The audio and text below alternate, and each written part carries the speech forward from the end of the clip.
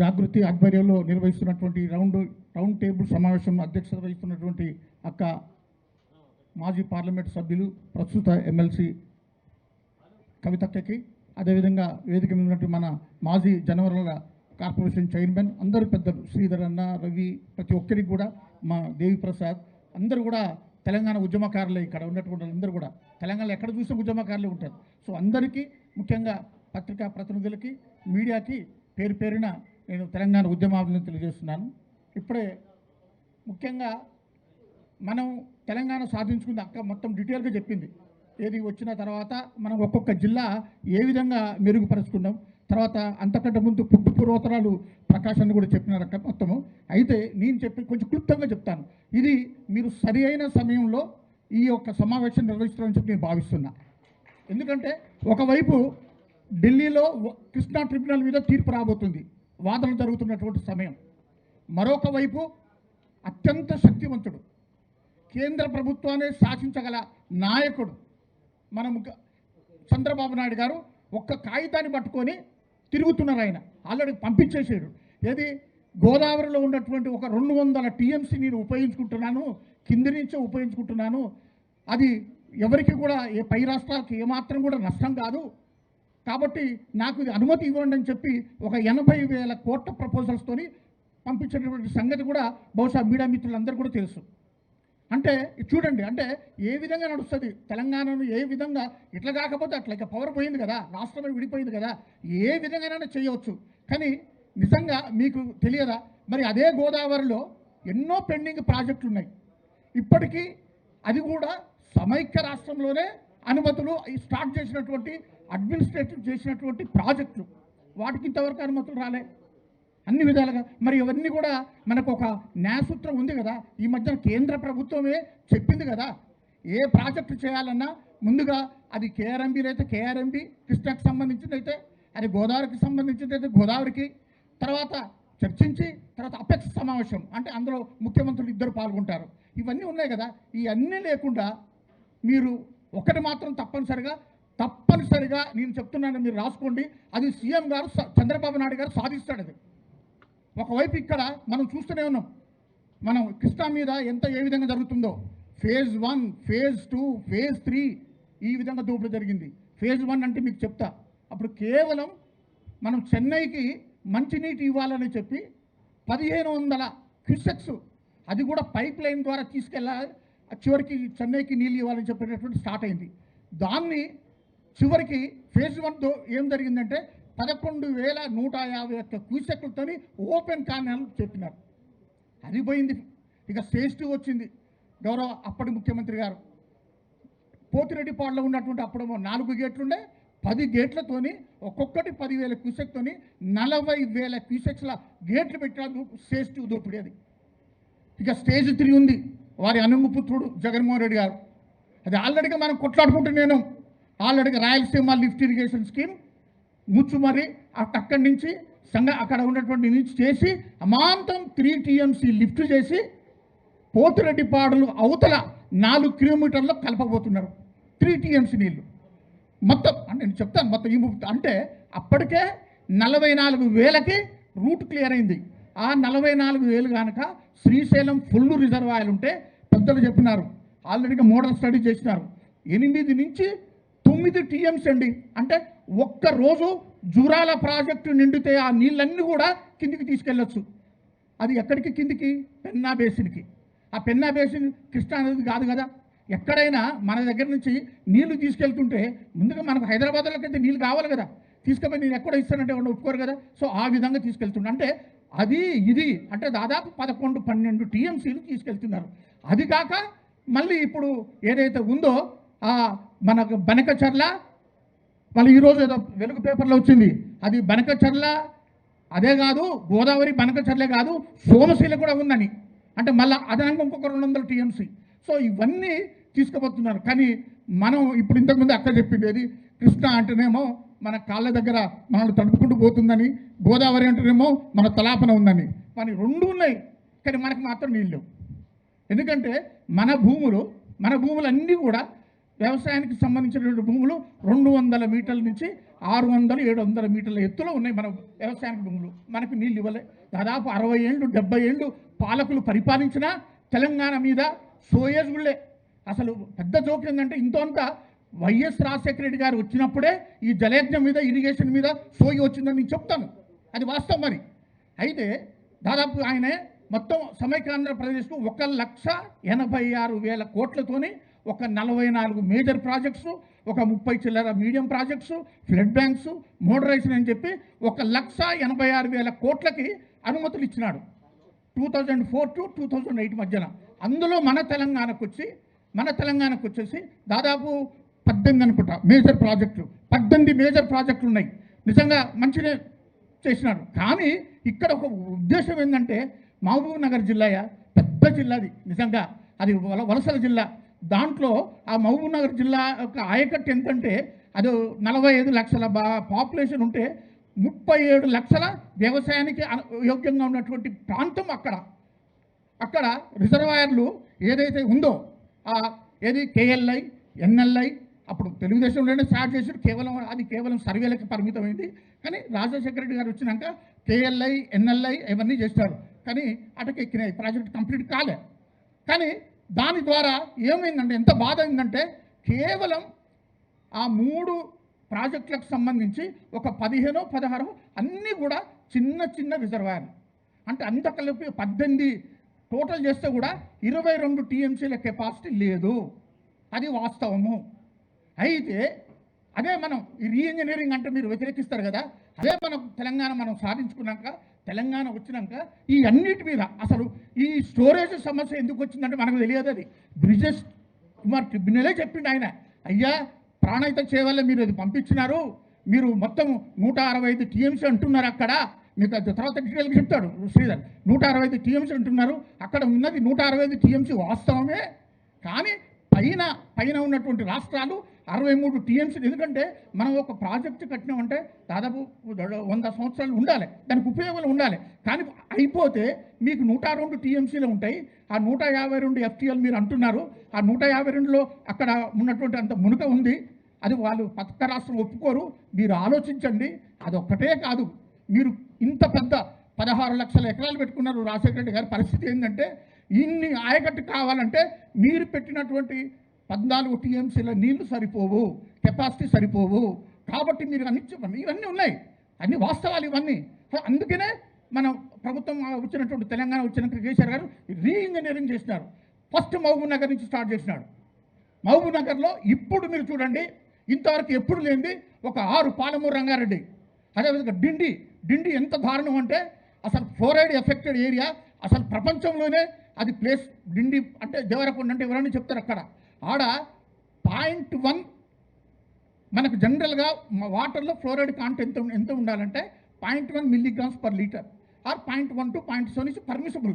కానీ అక్కడ 13 అండి. ఎంత దారుణం. మొత్తం పిల్లలు ఇవ్వరు, మొత్తం అసలు చెట్ల ఎట్లా పోతాయంటే కాళ్ళు, అవన్నీ కూడా మనం తెలంగాణ ఉద్యమకాలంలో చూసినాం.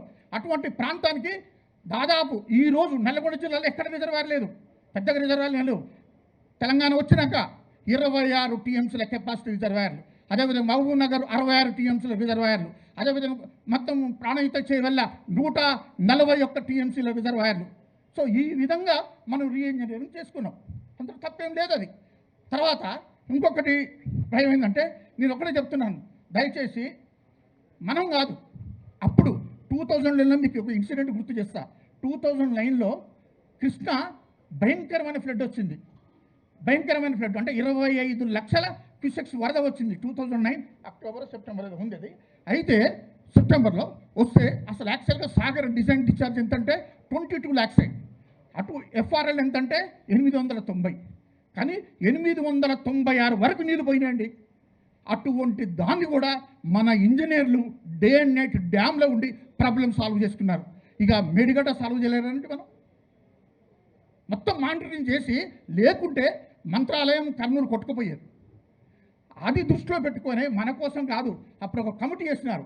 3 మన advisers, Andhra adviser, Rayalaseema adviser, Telangana adviser, plus మన ఈఎన్సీ అడ్మినిస్ట్రేషన్, ప్లస్ సిఈసిడిఓ, అదేవిధంగా పోలవరం చీఫ్ ఇంజనీర్, ఇలా నా డౌట్ 6 5 ఆంధ్ర వాళ్ళే ఉంటారు. నా డౌట్ అది కూడా ఉంటారు, ఎందుకంటే మనకు తెలంగాణ అడ్వైజర్ అంటే మనోడే ఉంటాడు కదా. సో 5 ఆంధ్ర వాళ్ళే ఉంటారు. వాళ్ళు ఒక రిపోర్ట్ ఇచ్చినారు ఇది ప్రభుత్వానికి, పోలవరం డ్యామ్. ఇప్పుడు ఎందుకంటే ఇది కేంద్ర ప్రభుత్వం ఆధీనంలో నడుస్తున్నటువంటి డ్యాము. ఏది మొత్తం డయాఫ్రమ్ వాళ్ళు ఇరిగితే మళ్ళీ కొత్తది మొత్తం ఇంటర్నేషనల్ ఎక్స్పర్ట్ని పిలిపించి నిర్మిస్తున్నటువంటి డ్యాము. వాళ్ళే సజెషన్ ఇచ్చారు, మీరు రేపు ఫ్యూచర్లో కృష్ణాకి సంభవించినట్టు గోదావరిలో కనుక సంభవిస్తే ఏది మిగలదు, ధవళేశ్వరం కాదు, రాజమండ్రి కాదు, ఏది మిగలదు. కాబట్టి సేఫ్ సైడ్గా ఒక ఫ్లడ్ కుషన్గా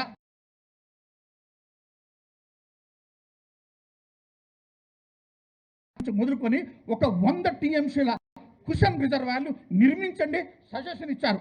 ఏదైతే కమిటీ ఉన్నారో ఆ కమిటీ 6 ప్లేసులలో రిజర్వాయర్లు కట్టండి, సిరీస్ ఆఫ్ రిజర్వాయర్లు కట్టండి. మీకు ఆ 6 ప్లేసులు కూడా చెప్తాను నేను ఒక్కొక్కటి. నెంబర్ 1 ఫస్ట్ భద్రాచలం ఏదైతే ఉందో దుమ్ముగూడెం దగ్గర. ఇప్పుడు ఆ దుమ్ముగూడెము ఒకప్పుడు ఫ్లడ్ వస్తే 31 lakhs ఫ్లడ్ వస్తే దుమ్ముగూడెం మిరిగిపోయింది, భద్రాచలం కూడా ప్రాబ్లం అయింది. అందుకనే దుమ్ముగూడెం ఉన్నటువంటి ఆ లెవెల్ కాదండి, అది మీరు 40 మన దాని కింద 60 10 to 12 టీఎంసీ కెపాసిటీతోని ఆ దుమ్ముగూడెం దగ్గర మీరు 58, 6, 7 వచ్చినప్పుడు 60 ఎఫ్ఆర్ఎల్ఎఫ్ పెట్టుకొని ఒక 12 టీఎంసీలా చేయమన్నారు. అది వాళ్ళు సజెషన్ చేసిందే. ఇప్పుడు మనం ఏం చేసినామంటే ఉన్నటువంటి తెలంగాణ మన ప్రభుత్వం వచ్చినప్పుడు ఇక్కడ సీతమ్మ సాగర్ ఇప్పుడు అది చేస్తున్నాం మనం అక్కడ కింద. సో దాదాపు అక్కడ 37 టీఎంసీల రిజర్వాయర్ మనం సామర్థ్యంతో మన ప్రపోజల్ ఉంది, అది పెండింగ్లో ఉంది. అదే ఇవన్నీ ఉన్నాయి కదా, అవన్నీ మీరు చెప్పండి కదా, నేను చెప్తా అవన్నీ. తర్వాత కాంతాలపల్లి అంటే ఒకప్పుడు పివి నరసింహరావు సుజల స్రవంతి 10,000 కోట్లతోని సమైక్య రాష్ట్రంలో శాంక్షన్ అయింది. అక్కడ కూడా ఒకటి కట్టమన్నాడు, ఆడ ఎఫ్ఆర్ఎల్ 85తోని. ఇప్పుడు మనం దాన్ని సమ్మక్క బ్యారేజ్గా చేస్తున్నాం. మనం కేసీఆర్ గారు దాన్ని సమ్మక్క బ్యారేజ్గా చేసి అక్కడ కూడా 7 టీఎంసీ పెట్టి మొత్తం లిఫ్ట్ చేసి, అప్పుడు దేవాదుల అనేది ఒకటి మీరు ఇన్ని ఉంటారు. మనం ఒక్కసారి పూర్వజన్మ గుర్తు తెచ్చుకుంటే చంద్రబాబు గారు హెలికాప్టర్లో పోయి ఒక మేస్త్రిని పెట్టుకొని ఆడపోయి ఇనాగ్రేషన్ చేసి వచ్చిన మహానుభావుడు అది దేవాదుల. అది కేవలం ఇట్లా అడకెక్కినటువంటి ప్రాజెక్ట్స్ చాలా ఉన్నాయి. ఆడ ఒకటి కట్టమని, ఇచ్చంపల్లిలో ఆల్రెడీ ఇంతకుముందు ప్రపోజల్ ఉంది, ఆడ ఒకటి కట్టమని. అదేవిధంగా మేడిగడ్డ ఇప్పుడు మనం అంటున్నామే, మేడిగడ్డ దగ్గర ఒకటి కట్టమని. అదేవిధంగా కాన్సాయిపేట అంటే వాళ్ళే ప్రపోజల్ చేశారండి. 6 సిరీస్ ఆఫ్ డ్యామ్లు చేసి ఒక 100 టీఎంసీలు కనుక మీరు పైన కనుక నిల్వ చేస్తే రేపు ఏ ప్రమాదం వచ్చినా ఏదైనా అయినా ఫ్లడ్ కుషన్గా అయి ఉంటాయి. కాబట్టి చేయండి. నేను ఇప్పుడు ఒకటి మిమ్మల్ని రిక్వెస్ట్ చేస్తున్నా, మీ పత్రికాముఖంగా ఈవెన్ మన గౌరవ ముఖ్యమంత్రి గారిని కూడా నేను రిక్వెస్ట్ చేస్తున్నా. చంద్రబాబు నాయుడు గారికి ఎట్లాగూ ఇన్ఫ్లుయెన్స్ ఉంది కదా, దాన్ని ఎట్లాగూ నేషనల్ ప్రాజెక్ట్ డిక్లేర్ చేశారు కదా, మరి వాళ్ళే ఫ్లడ్ కుషన్గా చేయమన్నారు కదా. సో అవన్నీ కూడా చేయమని చెప్పి మిమ్మల్ని రిక్వెస్ట్ చేస్తున్నా. ఈ 6 ప్రాజెక్టులు కూడా మీరే డబ్బులు ఇచ్చి అది తయారు చేసి కంప్లీట్ చేయండి, లేదా కనీసం అనుమతులన్నీ ఇవ్వండి. పోనీ డబ్బులు ఇవ్వకపోయినా ఇవన్నీ కూడా అనుమతులు ఇవ్వండి. అనుమతులు ఇచ్చినాకనే మీరు బనకచర్ల చేస్తావా. ఇంకొకటి కృష్ణా ట్రిబ్యునల్, అది కూడా మనకు ఇమీడియట్గా సెక్షన్ 3 ప్రకారం వాదనలు చేస్తున్నారు. ఇప్పుడు మన ప్రభుత్వం కూడా ఏదైతే ఉందో, ఏదైతే కొనసాగిస్తున్నారో గత ప్రభుత్వం, ఎందుకంటే మరి గత ప్రభుత్వం రాజశేఖర రెడ్డి ఉన్నాయి కొనసాగించడం, అదేవిధంగా కేసీఆర్ గారు జరిగిన ప్రాజెక్టు మీరు కొనసాగిస్తున్నారు. సో ఇది కూడా తప్పనిసరిగా దీన్ని చేయాలని చెప్పి నేను రిక్వెస్ట్ చేస్తున్నాను. తర్వాత ఒక ఇన్సిడెంట్ గురించి చెప్తాను నేను. ఇది జరిగింది, అది తర్వాత విపులంగా మేడిగడ్డ దగ్గర జరిగింది. అది 21 అక్టోబర్ సాయంత్రం మొత్తాన్ని మీద కుంగిపోయింది ఒక పిల్లర్. ఏది ఆ మేడిగడ్డలో ఉన్నటువంటి 85 గేట్లలో బ్లాక్లు దానికి 8 ఉన్నాయి. 7వ బ్లాక్లో 20వ పిల్లర్ కుంగిపోయింది. నష్టం జరిగింది. అందులో ఎవరు కూడా మనం కాదనలేం. కానీ కొన్ని జరుగుతాయి, తప్పదు కదా. మనం పోతుండే మంచిగా ఉన్న ఆరోగ్యంలో హార్ట్ అటాక్ వస్తుంది. మొన్న చూసినాం ఆదిత్యనాథ్ మన యూపీ సీఎం విస్తృతమైన అరేంజ్మెంట్లు చేసినాడు, కానీ తొక్కిసలాటలో చనిపోయినాడు. కొన్ని జరుగుతాయి, కొన్ని జరిగింది. అయితే అట్ ద సేమ్ టైం అది మనము రైతులకు ముఖ్యంగా ఇప్పుడు నా డౌట్ ఏంటంటే ప్రభుత్వాన్ని కూడా నేను, ఎందుకంటే కేంద్ర ప్రభుత్వం కుట్ర ఉంది, కావాలని ఆ ఎన్డీఎస్ఏను ఇంతవరకు కూడా వాళ్ళు రిపోర్ట్ ఇస్తలేదు. కేవలం ఊకే మనల్ని తిప్పుతా అన్నారు, ఢిల్లీకి హైదరాబాద్కు, ఢిల్లీకి హైదరాబాద్, ఆ టెస్ట్ చేయి, ఈ టెస్ట్ చేయి, ఈ టెస్ట్ చేయి, ఆ టెస్ట్ చేయి. కానీ వాళ్ళు ఇవ్వాలి కదా. నువ్వు ఒక అత్యున్నతమైన సంస్థ నీ దగ్గర ఎక్స్పర్ట్స్ ఉన్నారు. అందుకనే కదా ఇప్పుడు మన ఉన్నటువంటి ఇరిగేషన్ మినిస్టర్ సీఎం గారు మన ఉత్తమ్ కుమార్ రెడ్డి గారు మిమ్మల్ని రిక్వెస్ట్ చేసింది, మీరు ఏదో ఒకటి టెంపరీ ఇవన్నీ కూడా అన్నారు. అందులో నేను శంకించాను. మనం ప్రభుత్వం అడిగింది, కానీ ఏం చేస్తున్నారు? నాకేమన్నా అనుమానం ఉందంటే కేంద్ర ప్రభుత్వం కుట్ర ఉంది. ఇది కావాలని వాళ్ళ అధీనంలో ఉంటుంది. ఇప్పుడు ఇవ్వమంటే అది కాదండి, ఇట్లా అనగానే తెల్లారి మన దగ్గర దాడి చేసిరు వాళ్ళు. ఒక్కసారి మీరు అర్థం చేసుకోండి. 21 నాడు జరిగితే 22 నాడు మొత్తం గద్దలు వచ్చినట్టు వచ్చారు. డ్యామ్ మీద కూలిపోయింది అనుకుంటా. మరి ఏమయ్యా ఇన్ని 1 సంవత్సరం 3 నెలలు అయ్యింది, ఇంతవరకు కూడా ఏం రిపోర్ట్ ఇవ్వలేదా? మరి కనీసం టెంపరీ మెజర్స్ అన్నాడు మా దామన్ అన్నాడు, చెప్పిండు. మరి అదే చేయాలి కదా, ప్రభుత్వానికి చెప్పండి. ఇట్లా ఈ విధంగా కాలయాపన చేస్తే ఇది ప్రజల ఆస్తి కదా. ఇలా ప్రజలు మన అదృష్టం బాగుంది, ఇక్కడ మంత్రి గారి అదృష్టాలు బాగున్నాయి కాబట్టి 23 నాడు ఫుల్ వర్షాలు పడ్డాయి, అన్ని చెరువులు నిండినాయి. 24 నాడు వర్షాలు పడ్డాయి. ఇప్పుడు చూడండి పరిస్థితిగా రబీ స్టార్ట్ అవుతుంది నీళ్ళు. అప్పుడు ఎందుకంటే ఎస్ఆర్ఎస్పి స్టేజ్ 2 ఎందుకు సక్సెస్ అయిందంటే మన కాళేశ్వరం నుంచి దాదాపు 30-40 టీఎంసీలు ఇచ్చేవాళ్ళం మనం, అందువల్ల సక్సెస్ అయింది. ఇప్పుడు ఎట్లయితుంది చెప్తారు. అందుకనే కాబట్టి టెంపరీగా ఏదైనా కానివ్వండి, మీరు చెప్పండి ఓపెన్గా, కొంత చేయొచ్చు అనుకుంటే చేయొచ్చు. ఇందులో కేంద్రం మీద ఉన్నది తప్పు, కేంద్రాందే ఉంది కాబట్టి మీరు కేంద్రాన్ని మనం డిటాచ్ అని అవుదాం. మీరు ఖచ్చితంగా ఇస్తానన్నా ఇవ్వండి, లేదా మేము చేసుకుంటాం, మా ఇంజనీర్ చేయిస్తామని చెప్పండి. చెప్పి చేయాలి. రైతుల యొక్క ముఖ్యంగా ప్రజల యొక్క వాళ్ళ యొక్క గోజం కాపాడు. ఎందుకంటే మనం దానికోసమే కదా మనం తెలంగాణ తెచ్చుకుంది. సో అదేవిధంగా ఇంక అన్ని ప్రాజెక్టులు కూడా కంప్లీట్ చేయాలి. ఇప్పుడు ఏది 175 లక్షలు ఉండే యాక్చువల్గా మన భౌగోళికం తెలంగాణ 275 అంటే 175 కల్టిబుల్ ల్యాండ్ అని మేము రాసుకున్నాం, చదువుకున్నాం. కానీ ఇప్పుడు ప్రభుత్వ లెక్కల ప్రకారం తేల్చింది ఏంటంటే 1,149 లక్షలు మాత్రమే. అంటే మనం ఏమైనా ఇరిగేషన్ ఇవ్వదలుచుకుంటే ఈ 149 లక్షలకే మనం సదుపాయం కల్పించాలి. అంటే అట్లీస్ట్ మనం 1 కోటి ఎకరాల మాగానే అన్నాం కదా. సో కాబట్టి 1 కోటి ఎకరాల కన్నా మనం నీళ్ళు ఇచ్చే ఏర్పాటు చేయాలి. రాజశేఖర రెడ్డి గారు ఏది ఆయన ప్లాన్ ఏంది 49 లక్షలకు ఇచ్చినాడు ఆయన. అంటే ఆ 49 లక్షలను కంప్లీట్ చేయాల్సిన బాధ్యత కేసీఆర్ గారి మీద ఉండే. మళ్ళీ ఆయన అడిషనల్ కూడా చేసిండు. ఇప్పుడు ఇంకా మిగిలినది కాలే అందులో అప్పుడు 9-10 లక్షలు అయితే మనం వచ్చినాక తెలంగాణ సాధించుకున్నాక 2010 నుంచి 24 దాకా దాదాపు 17-18 లక్షలు వచ్చింది. అంటే ఇంకా షార్టేజ్ ఉంది. ఈ ప్రభుత్వాన్ని ఇమీడియట్గా యుద్ధ ప్రాతిపదికన, ఎందుకంటే ప్రాణహిత సేవలు ఇంతకుముందు చెప్పారు, there is no other alternative. మనకు నీళ్లు దొరికేది ఎరికేది మళ్ళీ 10 చెప్పి మీకు టైం వేస్ట్ చేయను, అక్కడ తప్ప ఎక్కడ లేవండి అంటే డౌటే లేదు. ఓన్లీ మేడిగడ్డ దగ్గర ఆ ప్రాణహిత ఏదైతే ఉందో ప్రాణహిత తర్వాత 100 కిలోమీటర్లు వచ్చినాక గోదావరిలో కలుస్తుందో 4 కిలోమీటర్ల దిగువన Kaleshwaram, that is the best place. నేను ఎందుకు చెప్తున్నానంటే ఆంధ్ర వాళ్ళు కూడా సూచించింది మేడిగడ్డనే. వాళ్ళు ఇంకా 105 పెట్టమన్నారు, మనం ఇంకా 100 పెట్టాం. సో ఇవన్నీ ఉన్నాయి. సో ఇవన్నీ కూడా దృష్టిలో పెట్టుకొని చేయాలని చెప్పి, అదేవిధంగా మన ట్రిబ్యునల్లో గట్టిగా మన వాదనలు నిలిపించి సెక్షన్ 3 ప్రకారం మనం సాధించాం. ఇంకా మనం అసలు ఎవరు అంటే మొత్తం మీద మనం అభినందించే మన ఇప్పుడు ఉన్నటువంటి ఇరిగేషన్ మినిస్టర్ ఉత్తమ్ కుమార్ రెడ్డి గారు ఈవెన్ ట్రిబ్యునల్ కూడా పోయినారు.